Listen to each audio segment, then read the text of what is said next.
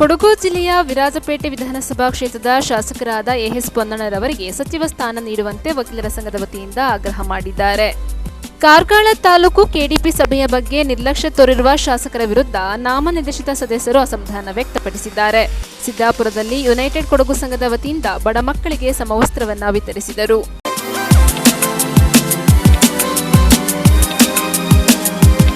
Lil treasures pre school ಇಂದಿನ ಪೋಷಣೆ ನಾಳೆಯ ನಿರ್ಮಾಣ. ನಮ್ಮಲ್ಲಿ 2 ರಿಂದ 3 ವರ್ಷದ ಮಕ್ಕಳಿಗೆ ಪ್ಲೇ ಗ್ರೂಪ್, ನರ್ಸರಿ ವಿಭಾಗಕ್ಕೆ 3 ರಿಂದ 4 ವರ್ಷ, ಎಲ್ಕೆಜಿ ವಿಭಾಗಕ್ಕೆ 4 ರಿಂದ 5 ವರ್ಷ ಮತ್ತು ಯುಕೆಜಿ ವಿಭಾಗದ ಮಕ್ಕಳಿಗೆ 5 ರಿಂದ 6 ವರ್ಷ ಆಗಿರಬೇಕು. ನಮ್ಮಲ್ಲಿ ಸ್ಪೋಕನ್ ಇಂಗ್ಲಿಷ್ ಕ್ಲಾಸಸ್ ಕೂಡ ಲಭ್ಯವಿರುತ್ತದೆ.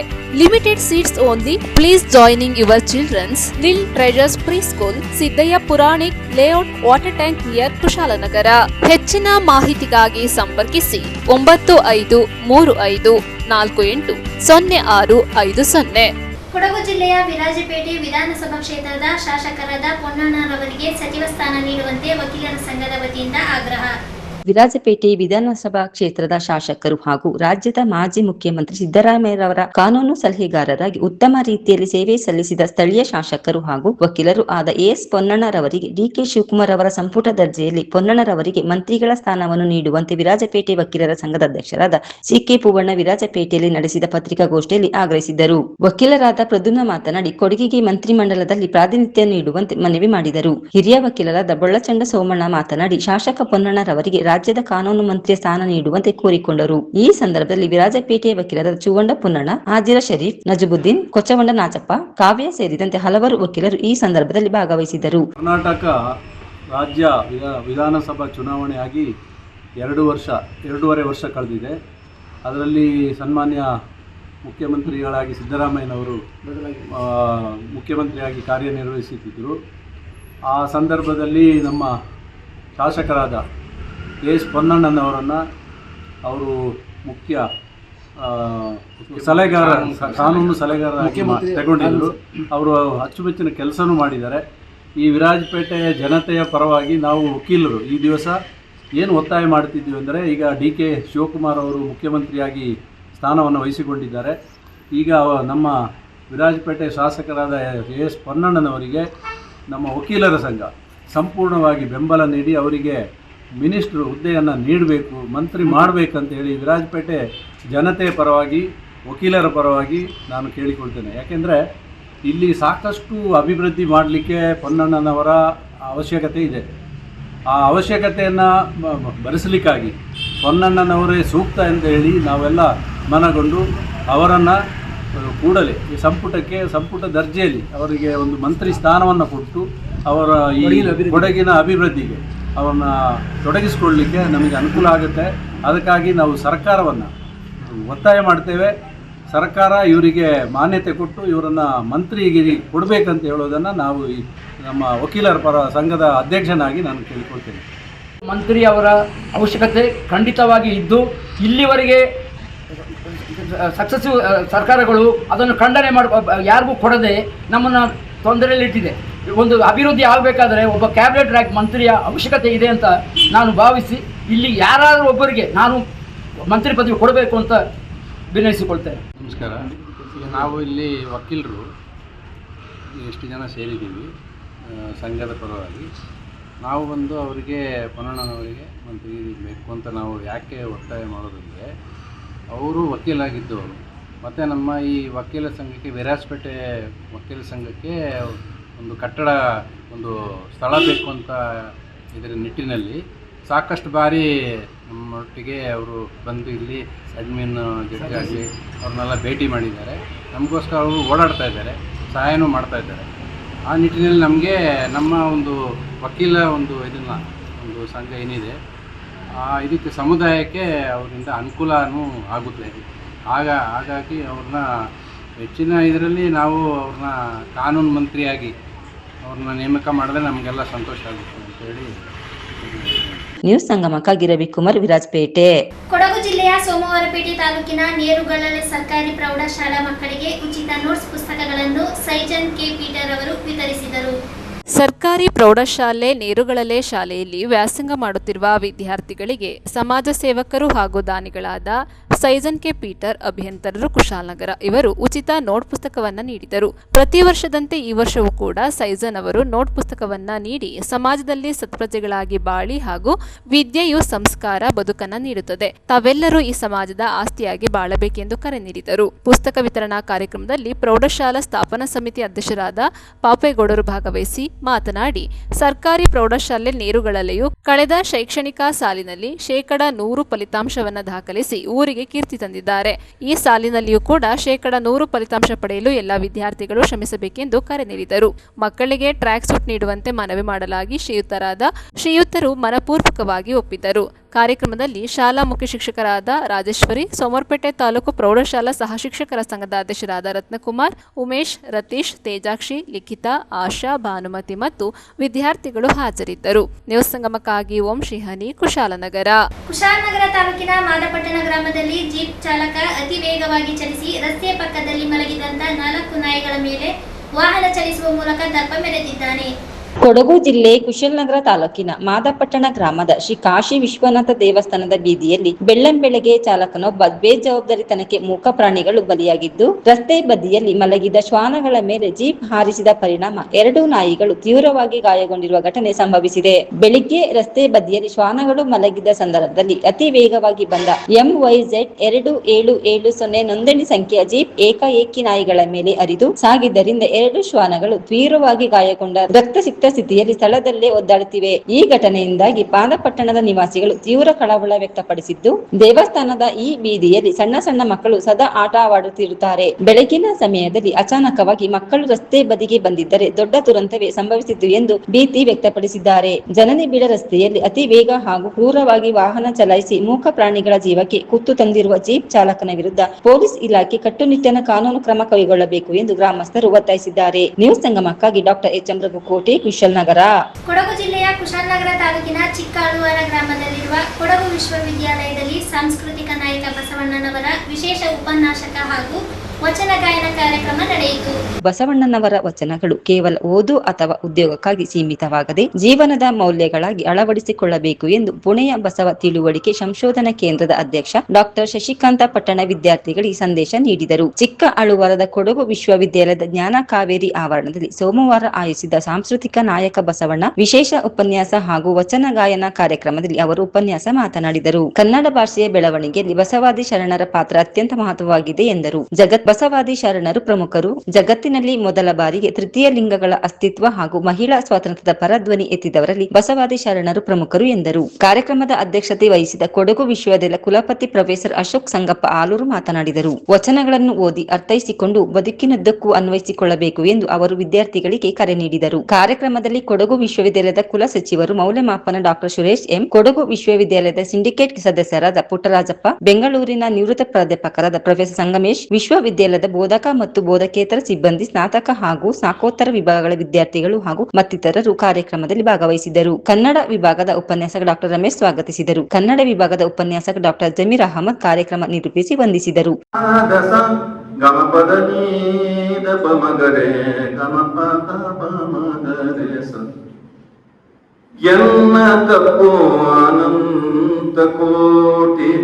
ನಿಮ್ಮ ಸೈರಣೆಗೆ ಲೆಕ್ಕವಿಲ್ಲ, ಇನ್ನು ತಪ್ಪಿದೆನ ದೊಡೆ ನಿಮ್ಮ ಪಾದವೇ ದಿವ್ಯ, ಕೂಡಲ ಸಂಗಮ ದೇವ ನಿಮ್ಮ ಪ್ರಮಥರ ಮುಂದೆ, ನಿಮ್ಮ ಪ್ರಮಥರ ಮುಂದೆ ಕಿನ್ನರಿ ಬೊಮ್ಮಣ್ಣನೆ ಸಾಕ್ಷಿಯ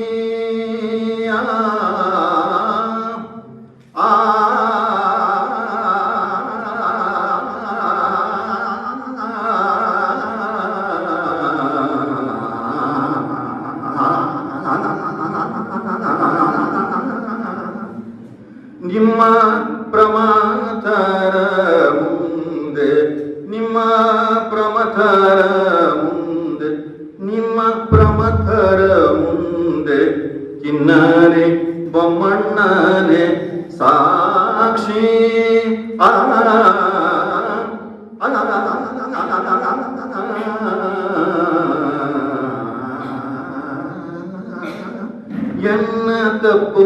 ಅನಂತ ಕೋಟಿ ಎನ್ನ ತಪ್ಪು ಎನ್ನ ತಪ್ಪು ಎನ್ನ ತಪ್ಪು ಅನಂತ ಕೋಟಿ. ನ್ಯೂಸ್ ಸಂಗಮಕ್ಕಾಗಿ ಡಾಕ್ಟರ್ ಎಚ್.ಎಂ. ರಘುಕೋಟಿ, ಕುಶಲ್ನಗರ. ಕೊಡಗು ಜಿಲ್ಲೆಯ ಸಿದ್ದಾಪುರದಲ್ಲಿ ಯುನೈಟೆಡ್ ಕೊಡಗು ಸಂಘದ ವತಿಯಿಂದ ಬಡ ಮಕ್ಕಳಿಗೆ ಸಮವಸ್ತ್ರವನ್ನು ವಿತರಿಸಿದರು.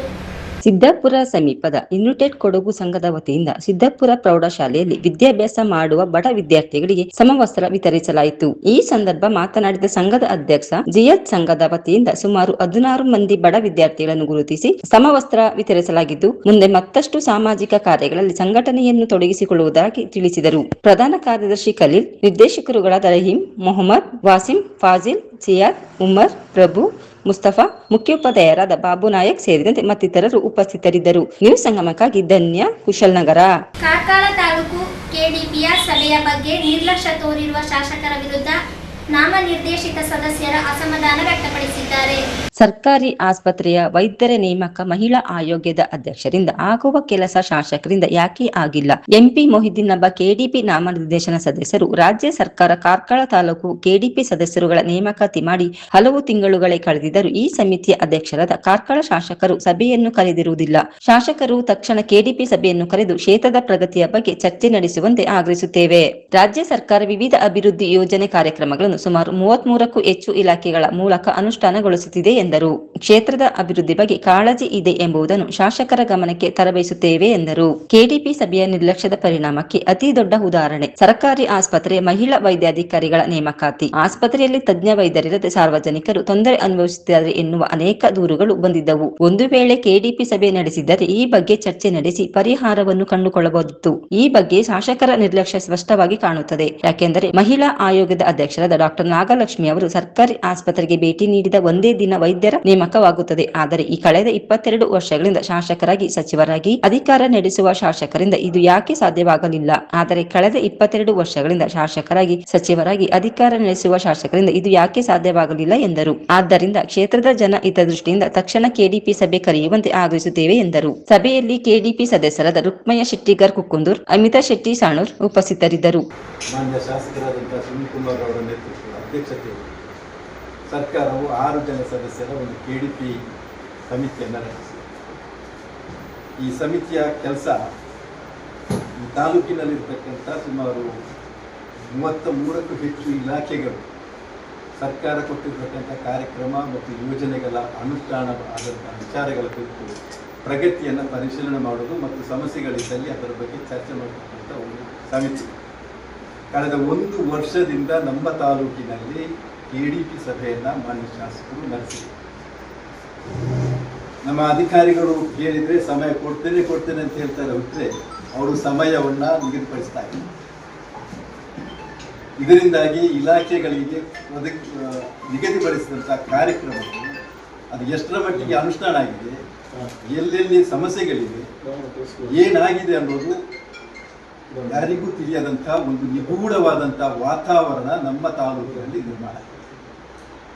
ನಾವು ಇವತ್ತು ನಿಮ್ಮೆಲ್ಲರೂ ನಮ್ಮ ಪತ್ರಿಕಾ ಮಾಧ್ಯಮದ ಮುಖಾಂತರ ಕಾರ್ಕಳ ಕ್ಷೇತ್ರದ ಮಾನ್ಯ ಶಾಸಕರಾದಂಥ ಸುನೀಲ್ ಕುಮಾರ್ ಅವರನ್ನು ವಿನಂತಿ ಮಾಡಿಕೊಳ್ತಾ ಇದ್ದೇವೆ. ತಕ್ಷಣ ತಾವು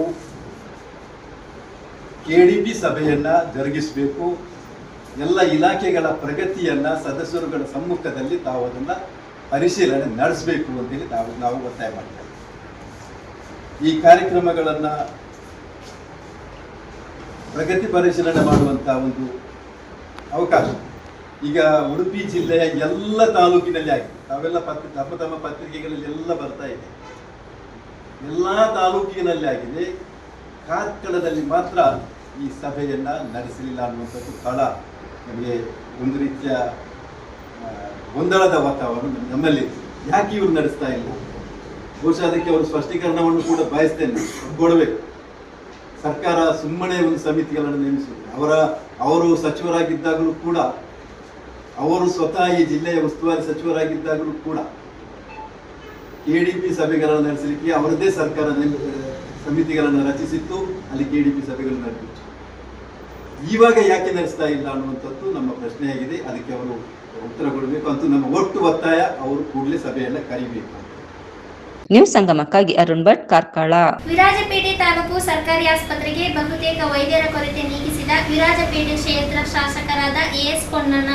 ವಿರಾಜಪೇಟೆ ತಾಲೂಕಿನ ಸರ್ಕಾರಿ ಆಸ್ಪತ್ರೆಯು ಜಿಲ್ಲಾ ಆಸ್ಪತ್ರೆಯಾಗಿ ಮೇಲ್ದರ್ಜೆಗೆ ಏರಿಸಲು ವಿರಾಜಪೇಟೆ ಶಾಸಕ ಎಎಸ್ ಪೊನ್ನಣ್ಣನವರು ಮುಖ್ಯಮಂತ್ರಿಯಾಗಿದ್ದ ಸಿದ್ದರಾಮಯ್ಯರವರ ಬಳಿ ಕೋರಿಕೊಂಡ ಹಿನ್ನೆಲೆಯಲ್ಲಿ 400 ಹಾಸಿಗೆಗಳ ಆಸ್ಪತ್ರೆ ಮಾಡಲು ಮುಂದಾಗಿದ್ದರು. ಮುಂದಿನ 2 ವರ್ಷಗಳಲ್ಲಿ ಕಾಮಗಾರಿ ಮುಗಿಯಲಿದ್ದು ಸಾರ್ವಜನಿಕರ ಉಪಯೋಗಕ್ಕೆ ಬರಲಿದೆ. ರಾಜ್ಯದಲ್ಲೇ ಅತ್ಯಾಧುನಿಕ ಶಸ್ತ್ರಚಿಕಿತ್ಸೆ ನಡೆಸುವ ಯಂತ್ರೋಪಕರಣಗಳ ಚಿಕಿತ್ಸಾಲಯ ಇಲ್ಲಿ ಇರುವುದು ವಿಶೇಷವಾಗಿದೆ ಎಂದರು. ಡಯಾಲಿಸಿಸ್ ಘಟಕ ಕೂಡ ಉತ್ತಮ ಶುಚಿತ್ವದಿಂದ ಕೂಡಿದೆ. ಆಸ್ಪತ್ರೆಯಲ್ಲಿ ಕೆಲವು ಮಿಷನರಿಗಳು ರಿಪೇರಿ ಮಾಡಲು ಮತ್ತು ಅದನ್ನು ದುಸ್ಥಿತಿಗೆ ತರಲು ಸಾಮಾನ್ಯ ಶಾಸಕರು ಹಾಗೂ ಆರೋಗ್ಯ ಸಮಿತಿ ಅಧ್ಯಕ್ಷರಾದ ಪೊನ್ನಣ್ಣನವರು 5 ಲಕ್ಷ ರೂಪಾಯಿಯನ್ನು ತಮ್ಮ ಸ್ವಂತ ಹಣದಿಂದ ನೀಡಿದ್ದಾರೆ. ಆರೋಗ್ಯ ಸಮಿತಿಯ ಮನವಿಗೆ ಕೃತಜ್ಞತೆ ಸಲ್ಲಿಸಿದರು. ಸಾರ್ವಜನಿಕರು ಕೂಡ ವೈದ್ಯರು ಮತ್ತು ಸಿಬ್ಬಂದಿಗಳು ಜೊತೆಯಲ್ಲಿ ಉತ್ತಮ ರೀತಿಯಲ್ಲಿ ವರ್ತಿಸುವಂತೆ ಮನವಿ ಮಾಡಿದರು. ಸರ್ಕಾರ ಬಜೆಟ್ನಲ್ಲಿ ಘೋಷಣೆ ಮಾಡಿದಂತೆ ಉತ್ತಮ ಮಟ್ಟದ ಕಾಮಗಾರಿ ನಡೆಯುತ್ತಿದೆ ಎಂದು ವಿಶ್ವನಾಥ್ ಸಂಪೂರ್ಣ ಮಾಹಿತಿ ಹಂಚಿಕೊಂಡರು.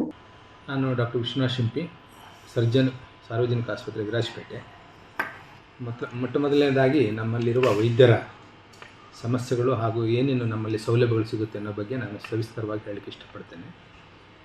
ನಿಮಗೆ ಗೊತ್ತಿರೋ ಹಾಗೆ ಸುಮಾರು ನಾನು 11 ವರ್ಷದಿಂದ ಇಲ್ಲಿದ್ದೀನಿ. ಮೊದಲು ನಾವು 2-3 ಜನ ಅಷ್ಟೇ ವೈದ್ಯರು ಕೆಲಸ ಮಾಡ್ತಿರೋ ಪ್ರಸಂಗಗಳು ಇದ್ದವು. ಬಟ್ ಹಾಗೆಯೇ ಕಾಲಕ್ರಮೇಣ ಕಳೆದ ಹಾಗೆ ಅದರಲ್ಲಿ ಸ್ವಲ್ಪ ಇಂಪ್ರೂವ್ಮೆಂಟು ಕೂಡ ಕಂಡುಬಂತು. ಅದಲ್ಲದೆ ಈಗ ನಮ್ಮ ಶಾಸಕರು ಪೊನ್ನಣ್ಣವರು ಬಂದ ಮೇಲೆ ಒಂದು ಆಸ್ಪತ್ರೆಯ ಬಗ್ಗೆ ತುಂಬ ಮುತುವರ್ಜಿ ವಹಿಸಿ ನಮಗೆ ಒಂದು ವೈದ್ಯರ ಸೌಲಭ್ಯಗಳನ್ನು ಒದಗಿಸುವಂತ ಮಾಡಿದ್ದಾರೆ. ಮತ್ತು ಈಗ ಗೊತ್ತಿರೋ ಹಾಗೆ ನಮ್ಮಲ್ಲಿ ಈಗ ಹೊಸದಾಗಿ ಒಬ್ಬ ಕಣ್ಣಿನ ತಜ್ಞರು, ಒಬ್ಬರು ಸ್ತ್ರೀರೋಗ ತಜ್ಞರು ಕೂಡ ಮೊನ್ನೆ ಕೌನ್ಸಿಲಿಂಗಲ್ಲಿ ಬಂದಿದ್ದಾರೆ. ಅದನ್ನು ನಾವು ಆ್ಯಕ್ಚುಲಿ ಪೊನ್ನಣ್ಣವರ ಸಹಕಾರದಿಂದ ಅದನ್ನು ನಾವು ಓಪನ್ ಮಾಡಿಸಿದ್ವಿ. ಅದು ವೇಕೆನ್ಸಿಗಳನ್ನು ನಮಗೆ ಕೊಟ್ಟಿರಲಿಲ್ಲ. ಆದರೂ ಕೂಡ ನಾನು ಹೋಗಿ ಪೊನ್ನಣ್ಣ ಸರಿಗೆ ಹೇಳಿದಾಗ ಅವರು ಕಮಿಷನರಿಗೆ ಫೋನ್ ಮಾಡಿ ಆ ಒಂದು ವೇಕೆನ್ಸಿನ ಓಪನ್ ಮಾಡಿಸ್ಬಿಟ್ಟು ನಮ್ಮಲ್ಲಿ 2 ವೈದ್ಯರು ಬರೋ ಹಾಗೆ ಮಾಡಿದರು. ಸೊ ಈಗ ನಮಗೆ ಒಂದು ತಾಲೂಕು ಹಾಸ್ಪಿಟ್ಲಲ್ಲಿ ಇರುವಂಥ ವೈದ್ಯರು, ಒಂದು ಕಣ್ಣಿನ ವೈದ್ಯರು ಈಗ ಮೊನ್ನೆ ಬಂದಿದ್ದಾರೆ, ಒಬ್ಬ ಚರ್ಮರೋಗ ತಜ್ಞರು ಇದ್ದಾರೆ, ಒಬ್ಬರು ಕಿವಿ ಮೂಗು ಗಂಟಲ ತಜ್ಞರಿದ್ದಾರೆ, ಒಬ್ಬರು ಸರ್ಜನ್ ಇದ್ದಾರೆ, ನಾನೊಬ್ಬ ಹೆಡ್ ಆಫ್ ದಿ ಇನ್ಸ್ಟಿಟ್ಯೂಷನ್ ಇದ್ದೀನಿ, ಹಾಗೂ ಒಬ್ಬ ಫಿಸಿಷಿಯನ್ ರಾಜೇಶ್ ಅಂತಿದ್ದಾರೆ, ಮತ್ತು ಇಬ್ಬರು ಈಗ ಗೈನಕಾಲಜಿಸ್ಟ್ ಆದರು, ಸ್ತ್ರೀರೋಗ ತಜ್ಞರು. ಮತ್ತು ನಮ್ಮಲ್ಲಿ ಆರ್ಥೋಪೆಡಿಕ್ ಒಬ್ಬರು ಬಂದುಬಿಟ್ಟು ಲಾಸ್ಟ್ ಇಯರ್ ಕೌನ್ಸಿಲಿಂಗಲ್ಲಿ ಬಂದು ಅವರು ಕೂಡ ಬಂದು ಇದನ್ನಾಗಿ ಅನ್ಅಥರೈಸ್ ಆಬ್ಸೆಂಟ್ ಆಗಿದ್ದಾರೆ. ಈ ವಿಷಯದ ಬಗ್ಗೆ ನಾವು ಕಮಿಷನರ್ಗೆ ಸವಿಸ್ತರವಾಗಿ ಬರೆದಿದ್ದೀವಿ. ಸೊ ಅದು ಒಂದು ನಮಗೆ ಇಲ್ಲಿ ದಿನಾಲು ಕೀಲುಮೂಳೆ ಪೇಷಂಟ್ಗಳು ತುಂಬ ಬರೋದ್ರಿಂದ, ಫ್ರ್ಯಾಕ್ಚರ್ ಪೇಷಂಟ್ಗಳು ಬರೋದ್ರಿಂದ ಈ ಭಾಗದಲ್ಲಿ ತುಂಬ ಅತ್ಯವಶ್ಯಕ. ಇದರ ಬಗ್ಗೆ ನಾನು ಪೊನ್ನಣ್ಣ ಸರ್ ಹತ್ರನೂ ನಾನು ಇವತ್ತು ಕೂಡ ಬೆಳಗ್ಗೆ ಮಾತಾಡಿ ಬಂದಿದ್ದೀನಿ. ಹೇಳಬೇಕು ಅಂದರೆ ನಾನು ಈಗ ನಿಮ್ಮ ಆಸ್ಪತ್ರೆಯ ಇದನ್ನು ಜಿಲ್ಲಾ ಆಸ್ಪತ್ರೆಯ ಮೇಲ್ದರ್ಜೆಗೆ ಕೊಂಡೊಯ್ತಾ ಇದ್ದಾರೆ. ಸೊ ಇದನ್ನು ಸುಮಾರು ನಾವು 2 ವರ್ಷದ ಹಿಂದೆ ನಾವು ಇದನ್ನು ಯಾಕೆ ಜಿಲ್ಲಾ ಆಸ್ಪತ್ರೆ ಮಾಡಬಾರ್ದು ಅಂತ ನಾವು ಆರೋಗ್ಯ ರಕ್ಷಾ ಸಮಿತಿಯ ಒಂದು ಮೀಟಿಂಗಲ್ಲಿ ನಾನು ಒಂದು ಮನವಿಯನ್ನು ಕೊಟ್ಟಾಗ ಆಯಿತು ಮಾಡುವ ಅಂತ ಹೇಳಿ ಅದನ್ನು ಒಂದು ಇನಿಷಿಯೇಷನ್ ತೊಗೊಂಡು ಕೇವಲ 1 ತಿಂಗಳ ಒಳಗಡೆ ಅದನ್ನು ಇನಿಷಿಯೇಷನ್ ತೊಗೊಂಡು ಅದನ್ನು ನೀವು ಬಜೆಟ್ ಪೂರ್ವದಲ್ಲೇ ಬಜೆಟ್ ಮಂಡಿಸಿ, ನಿಮಗೆ ಗೊತ್ತಿರೋ ಹಾಗೆ 95, 100, 250 ಬೆಡ್ಡಿನ ಆಸ್ಪತ್ರೆ ಇನ್ನು 400 ಬೆಡ್ ಆಗುತ್ತೆ, ಸ್ಲೋಲಿ ಹಂತವಾಗಿ ಆಗುತ್ತೆ. ಈಗ ಸದ್ಯಕ್ಕೆ 250 ಬೆಡ್ಡಿನ ಹೊಸದಾಗಿ ಕನ್ಸ್ಟ್ರಕ್ಷನ್ಗೆ ನಿಮಗೆ ಗೊತ್ತಿರ್ಬೋದು ಅನುಮತಿ ಕೊಟ್ಟ ತಕ್ಷಣ ಕೆಲಸನೂ ಸ್ಟಾರ್ಟ್ ಆಗಿದೆ, ಚೆನ್ನಾಗಿ ನಡೀತಾ ಇದೆ, ತೀವ್ರಗತಿಯಲ್ಲಿ ನಡೀತಾ ಇದೆ. ನೀವು ನೋಡ್ಬೋದು, ಹಿಂದೆ ನೀವು ಫೋಟೋ ಎಲ್ಲ ತೊಗೋಬೋದು. ಮತ್ತು ಈ ಒಂದು ಆಸ್ಪತ್ರೆನ 2 ವರ್ಷದೊಳಗೆ ಮುಗಿಸ್ಲಿಕ್ಕೆ ನಾವು ಇದನ್ನು ಮಾಡಿದ್ದೀವಿ. ಹಾಗೂ ಆಸ್ಪತ್ರೆ ಸುಸಜ್ಜಿತವಾಗಿ ಎಲ್ಲ ವ್ಯವಸ್ಥೆಗಳನ್ನು ಹೊಂದಿರ್ತದೆ. ಪ್ರತಿಯೊಂದು ಡಿಪಾರ್ಟ್ಮೆಂಟ್ಗಳು ಇರ್ತದೆ, ಪ್ರತಿಯೊಬ್ಬ ಸಿಬ್ಬಂದಿಗಳು ಜಾಸ್ತಿ ಆಗ್ತಾರೆ, ವೈದ್ಯರು ಜಾಸ್ತಿ ಆಗ್ತಾರೆ. ಒಂಥರ ಸೂಪರ್ ಸ್ಪೆಷಾಲಿಟಿ ಆಗುವಂಥ ಎಲ್ಲ ಹಂತದ ಇದೆ. ಬೇಕಾದಷ್ಟು ಜಾಗ ಇರೋದ್ರಿಂದ ಮಾಡ್ತಾ ಇದ್ದಾರೆ. ಇದಕ್ಕೆಲ್ಲ ನಾವು ನಮ್ಮ ಶಾಸಕರಿಗೆ ಅಭಿನಂದನೆ ಸಲ್ಲಿಸಬೇಕು. ಯಾಕಂದರೆ 250 ಬೆಡ್ಡಿನ ಆಸ್ಪತ್ರೆ ತರೋದು ಅಷ್ಟು ಇದು ಅಲ್ಲ. ಜಿಲ್ಲಾ ಆಸ್ಪತ್ರೆ ಮಾಡೋದು ಇಡೀ ನಮ್ಮ ಕರ್ನಾಟಕದಲ್ಲಿ ಎಲ್ಲೂ ಈ ಥರ ಮಾಡಿಲ್ಲ. ನಿಮಗೆ ಗೊತ್ತಿರೋ ಹಾಗೆ ಶಿಕಾರಿಪುರ ಮಾಡಿದರು ಯಡಿಯೂರಪ್ಪ ಟೈಮಲ್ಲಿ. ಈಗ ಪೊನ್ನಣ್ಣವರು ಈ ಲಾಸ್ಟ್ 2024-25 ಬಜೆಟಲ್ಲಿ ಇದನ್ನು ಮಂಡಿಸಿ ಆಗಲೇ 95 ಕೋಟಿ ರೂಪಾಯಿ ಅನುದಾನ ತಂದುಬಿಟ್ಟು ಆಗಲೇ ಅದು ಕಾಂಟ್ರಾಕ್ಟರ್ಗಳು ಆಗಲೇ ಕೆಲಸಗಳನ್ನು ನಡೀತಿರೋದು ನೀವು ನೋಡ್ಬೋದು. ಸೊ ಇದೆಲ್ಲ ಆದಮೇಲೆ ಒಂದು ಮಾದರಿ ಆಸ್ಪತ್ರೆ ಆಗುತ್ತೆ ಅಂತ ಹೇಳಲಿಕ್ಕೆ ಇಷ್ಟಪಡ್ತೇನೆ. ಹಾಗೂ ನಾನು ಕೆಲವೊಂದು ಮೀಡಿಯಾದಲ್ಲಿ ನೋಡಿದೆ, ಯಂತ್ರ ಉಪಕರಣಗಳು ತುಕ್ಕು ಹಿಡಿತಾ ಇದ್ದಾವೆ ಅಂಥೇಳಿ. ಇದೆಲ್ಲ ಸತ್ಯಕ್ಕೆ ದೂರವಾದ ವಿಷಯ. ಯಾಕಂದರೆ ಯಾವುದೇ ಯಂತ್ರ ಉಪಕರಣಗಳು ತುಕ್ಕು ಹಿಡಿತಾ ಇಲ್ಲ, ಬಂದು ನೋಡ್ಬೋದು. ಆ ವೈದ್ಯರು ಇಲ್ದಾಗ ಅದರ ಸಂಬಂಧಪಟ್ಟ, ಈಗ ನನಗೆ ಹೊಸ ಸ್ಕ್ಯಾನಿಂಗ್ ಮಿಷಿನ್ ಕೊಡ್ತಾಯಿದ್ರು. ನಾನು ಈಗ 2 ವರ್ಷದಿಂದ ನನಗೆ ನೀವು ಸ್ಕ್ಯಾನಿಂಗ್ ಮಿಷಿನ್ ತೊಗೊಳ್ಳಿ ಅಂತ ಇದ್ದರು. ನಾನು ರೇಡಿಯಾಲಜಿಸ್ಟಿಂದ ತೆಗೆದು ಅದನ್ನು ಮೂಲೆಯಲ್ಲಿ ಇಟ್ಬಿಟ್ಟು ಹಾಳಾಗೋಂಥ ವ್ಯವಸ್ಥೆ ಬೇಡ ಅಂತೇಳಿ ನಾನೇ ರಿಫ್ಯೂಸ್ ಮಾಡಿದ್ದೀನಿ. ಯಾರಾದರೂ ರೇಡಿಯಾಲಜಿಸ್ಟ್ ಬಂದರೆ ಹೊಸ ಸ್ಕ್ಯಾನಿಂಗ್ ಮಿಷನ್ನು ಕೂಡ ಬರ್ತದೆ. ಹಾಗೂ ನಮಗೆ ಎಲ್ಲ ಯಂತ್ರೋಪಕರಣಗಳು ಉಪಯೋಗಿಸ್ತಾ ಇದ್ವಿ. ಹಾಗೂ ನಿಮಗೆ ಗೊತ್ತಿರೋ ಹಾಗೆ ನಮ್ಮದು ICU ತುಂಬ ಚೆನ್ನಾಗಿ ನಡೀತಾ ಇದೆ. ರಾಜ್ಯದಲ್ಲೇ ಒಂದು ಒಳ್ಳೆಯ ಹೆಸರು ಗಳಿಸಿದೆ. ಮತ್ತು ಡಯಾಲಿಸಿಸ್ ಮೊದಲು ಕೇವಲ 2 ಮಿಷನ್ಗಳಿದ್ವು. ನಿಮಗೆ ಗೊತ್ತಿದ್ದ ಹಾಗೆ ಕೇವಲ 2 ಮಿಷನ್ಗಳಿದ್ದರೆ ನಾವು ಒಂದು ದಿನಕ್ಕೆ 6 ಜನಕ್ಕೆ ಮಾಡ್ಬೋದಾಗಿತ್ತು. ಆದರೆ ಈಗ ಏನಾಗಿದೆ ಅಂದರೆ 9 ಮಿಷನ್ ಬಂದಿದೆ. ಸೊ 9 ಮಿಷನ್ ಬಂದಿರೋದ್ರಿಂದ ಯಾವುದೇ ನಮಗೆ ವೇಟಿಂಗ್ ಲಿಸ್ಟ್ ಇಲ್ಲ, ಯಾವ ರೋಗಿನೂ ಕೂಡ ಕಾಯುವಂಥ ಒಂದು ಪರಿಸ್ಥಿತಿ ಇಲ್ಲ ಮತ್ತು ತುಂಬ ಅಚ್ಚುಕಟ್ಟಾಗಿ ನಡೀತಾ ಇದೆ. ಈ ಒಂದನ್ನು ನಾನು ಮಾಡಬೇಕಾದ್ರೆ ನೀರಿನ ಕೊರತೆ ಇತ್ತು. ಈ ನೀರಿನ ಕೊರತೆ ಇದ್ದಾಗ ನಾನು ಹೇಗೆ ಈ ಡಯಾಲಿಸಿಸ್ನ ನಡೆಸೋದನ್ನು ಒಂದು ಕಷ್ಟದಲ್ಲಿದ್ದಾಗ ಏನೇ ಆಗಲಿ ತೊಂದರೆ ಆದರೂ ಪರವಾಗಿಲ್ಲ, ನಾವು ಹೇಗಾದರೂ ನೀರನ್ನು ತಂದು ನಾವು ಇದು ಮಾಡೋಣ, ಆದರೆ ಅವ್ರಿಗೊಂದು ಒಳ್ಳೆಯದಾಗಲಿ ಅಂತೇಳಿ ನಾವು 9 ಬೆಡ್ನ ಡಯಾಲಿಸಿಸನ್ನು ಈಗ ನಡೆಸ್ತಾ ಇದ್ದೀವಿ. ನಿಮ್ಗೆ ಗೊತ್ತಿರೋ ಹಾಗೆ ಸುಮಾರು 66 ಜನ ಅದರ ಉಪಯೋಗ ತಗೋತಾ ಇದ್ದಾರೆ ಮತ್ತು ಅದು ನೆಫ್ರೋ ಇವ್ರ ಮೂಲಕ ಅದು ನಡೀತಾ ಇದೆ. ಮತ್ತು 15 ದಿವಸಕ್ಕೊಮ್ಮೆ ಆ ಒಂದು ಯೂರಾಲಜಿಸ್ಟ್ ಅಂತ ಬರ್ತಾರೆ, ನೆಫ್ರೋ ಯೂರಾಲಜಿಸ್ಟ್, ಅವರು ತಮ್ಮ ಒಂದು ಸಜೆಷನ್ ಕೊಡ್ತಾರೆ, ಅದರಂತೆ ನಡೀತಾ ಇದೆ. ICU ಕೂಡ ನಮ್ಮ ಫಿಸಿಷಿಯನ್ ಬಂದ ಮೇಲೆ ತುಂಬ ಚೆನ್ನಾಗಿ ನಡೀತಾ ಇದೆ. ನಿಮ್ಗೆ ಗೊತ್ತಿರೋ ಹಾಗೆ ಸುಮಾರು 10 ಬೆಡ್ಡಿನ ಆಸ್ಪತ್ರೆ 10 ಕೂಡ ನಮಗೆ ಫುಲ್ ಇರ್ತದೆ ಮತ್ತು ತುಂಬ ಅಚ್ಚುಕಟ್ಟಾಗಿ ನಡೀತಾ ಇದೆ. ಕೆಲವೊಂದು ತೀವ್ರ ಪರಿಸ್ಥಿತಿ ಇರುವ ರೋಗಿಗಳನ್ನು ಕೂಡ ನಾವು ಇಲ್ಲಿ ಇದು ಮಾಡ್ತಾ ಇದ್ದೀವಿ. ಸೊ ಈ ರೀತಿ ಅತ್ಯುತ್ತಮವಾಗಿ ನಡೀತಾ ಇರೋದನ್ನು ಕೂಡ ತಾವು ಗಮನಿಸ್ತಾ ಇರ್ಬೋದು. ಮತ್ತು ಹಾಗೂ ನಮಗೆ ಗೊತ್ತಿರೋ ಹಾಗೆ ನಮಗೆ ಕೆಲವೊಂದು ಅನುದಾನಗಳು ತುಂಬ ಸ್ವಲ್ಪ ಕಷ್ಟಕರವಾಗಿ ನಮಗೆ ಆಸ್ಪತ್ರೆ ನಡೆಸಲಿಕ್ಕೆ ಕಷ್ಟ ಆಗ್ತಿರ್ಬೇಕು. ಯಾಕಂದರೆ ರಾಜ್ಯದ ಅನುದಾನ ನಮಗೆ ಸ್ವಲ್ಪ ಮೆಡಿಸಿನ್ನಿಗೆ ಅದಕ್ಕೆಲ್ಲ ಸ್ವಲ್ಪ ಕೊರತೆ ಉಂಟಾಗಿತ್ತು. ಬಟ್ ಇನ್ನೊಂದು ಸ್ವಲ್ಪ ದಿವಸಕ್ಕೆ ಸರಿ ಮಾಡ್ತೀವಿ ಅಂತ ಹೇಳಿದ್ದಾರೆ. ನಮಗೆ ಬರ್ತಿದ್ದ ಆಯುಷ್ಮಾನ್ ಭಾರತ್ ABRKಯಲ್ಲಿ ಕೂಡ ನಾವು ಈಗ ನಮಗೆ ಏನೇನು ಮೆಡಿಸಿನ್ಸ್ ಬೇಕು ಎಲ್ಲವನ್ನು ನಾವು ತೊಗೋತಾ ಇದ್ದೀವಿ ಪಾರದರ್ಶಕವಾಗಿ. ಅದು ಮತ್ತು ನಮ್ಮದು ಏನಂದರೆ ಜಮ್ಮು ಪೋರ್ಟಲ್ ಟೆಂಡರ್ ಅದೆಲ್ಲ ಯಾವುದೇ ದುಡ್ಡು ಕೊಟ್ಟು ತೊಗೊಳಂಗಿಲ್ಲ, ಯಾರು ಬಿಡ್ ಮಾಡ್ತಾರೋ ಅವನ್ನೆಲ್ಲ ಆ ಥರ ಮಾಡ್ತಾಯಿದ್ದೀವಿ. ಮತ್ತು ಆರೋಗ್ಯ ರಕ್ಷಾ ಸಮಿತಿ ಫಂಡು ಕೂಡ ನಮಗೆ ತುಂಬ ಕಡಿಮೆ ಬರ್ತಾಯಿದೆ, ಕಲೆಕ್ಟ್ ಆಗ್ತಾಯಿಲ್ಲ, ಅಷ್ಟು ಕಲೆಕ್ಟ್ ಆಗ್ತಾಯಿಲ್ಲ ಅಂದಾಗ. ಯಾಕಂದರೆ ಎಲ್ಲ ಸುಮಾರು ಜನ BPL ಕಾರ್ಡ್ ಇರೋದ್ರಿಂದ ಅದು ಕಲೆಕ್ಟ್ ಆಗ್ತಾಯಿಲ್ಲ. ಆದರೂ ಕೂಡ ನಾವು ನಮಗೆ ಏನು ಬೇಕು ದೈನಂದಿನವಾಗಿ ಏನು ಮೆಡಿಸಿನ್ಸ್ ಬೇಕು ಅದನ್ನು ನಾವು ವ್ಯವಸ್ಥಿತವಾಗಿ ನಡೆಸ್ತಾ ಇದ್ವಿ. ಕೆಲವೊಂದನ್ನು ನಾವು ಹೈಯರ್ ಕಾಸ್ಟ್ ಇರೋದನ್ನು ನಾವು ತರೋಕ್ಕಾಗಲ್ಲ. ಸೊ ಅದನ್ನು ಕೂಡ ನಾವು ಸರ್ಕಾರಕ್ಕೆ ಮನವಿ ಸಲ್ಲಿಸಿದ್ದೀವಿ. ಅದು ಕೂಡ ಉತ್ತಮ ರೀತಿಯಲ್ಲಿ ಆಗ್ಬೋದು ಅಂತ ನನ್ನ ಒಂದು ಅನಿಸಿಕೆ. ನ್ಯೂಸ್ ಸಂಗಮಕ್ಕಾಗಿ ರವಿಕುಮಾರ್, ವಿರಾಜಪೇಟೆ. ಕೊನೆಯಲ್ಲಿ ಮತ್ತೊಮ್ಮೆ ಹೆಡ್ಲೈನ್ಸ್.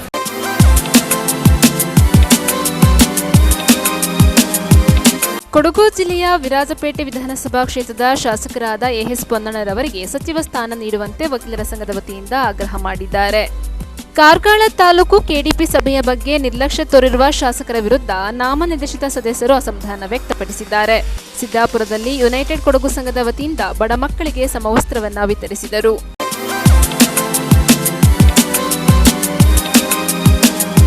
ಇಲ್ಲಿಗೆ ನ್ಯೂಸ್ ಸಂಗಮ ಮುಕ್ತಾಯವಾಯಿತು. ಸುದ್ದಿ, ಮಾಹಿತಿ, ಮನೋರಂಜನೆಗಾಗಿ ನೋಡ್ತಾ ಇರಿ ಸಂಗಮ TV. ವಂದನೆಗಳೊಂದಿಗೆ ಲಕ್ಷ್ಮೀ ಸಂತೋಷ್, ಗೊಬ್ಬಳಿ.